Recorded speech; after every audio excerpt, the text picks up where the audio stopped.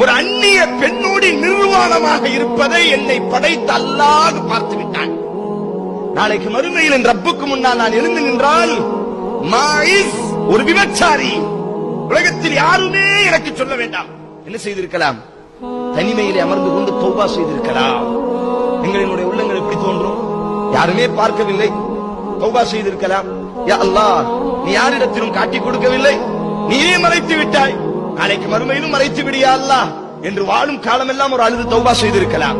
ஆனால் அவர்களுடைய உள்ளம் சமாதானம் அடையவில்லை. அல்லாஹ்வின் தூதரே, மாயிஸ் ஆகிய என்னை நீங்கள் சுத்தப்படுத்துங்கள், என் மீது உங்களினுடைய சட்டத்தை நிலைநாட்டுங்கள், என் மீது அல்லாஹ்வின் ஹுக்மை நிலைநாட்டுங்கள். ரசூலுல்லாஹி ஸல்லல்லாஹு அலைஹி வஸல்லம் திருப்புகிறார், முன்னால் வருகிறார். அகிம் அலைஹில் ஹஜ், அல்லாஹ்வின் தூதரே, நாளைக்கு மறுமையில் அல்லாஹ் என்னை ஒரு விபச்சாரி என்பதாக நிப்பாட்டுவான், அதனால் என்னை இப்பொழுது சுத்தப்படுத்துங்கள். அமஜ்னூன், நீ ஒரு பைத்தியக்காரனா? ரசூலுல்லாஹ் கேட்கிறார்கள். அடே, கல்லால் அடித்து நாயை அடிப்பதை போன்று இப்பொழுது அடித்து சாகப்பட போகிறாய். அதான் இஸ்லாத்தினுடைய சட்டம், ரஜ்ம்.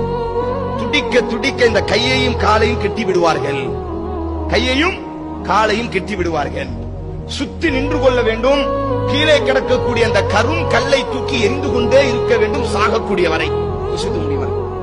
ஆனால் அல்லாஹ் அதைத்தான் சட்டமாக ஆக்கியிருக்கிறார்.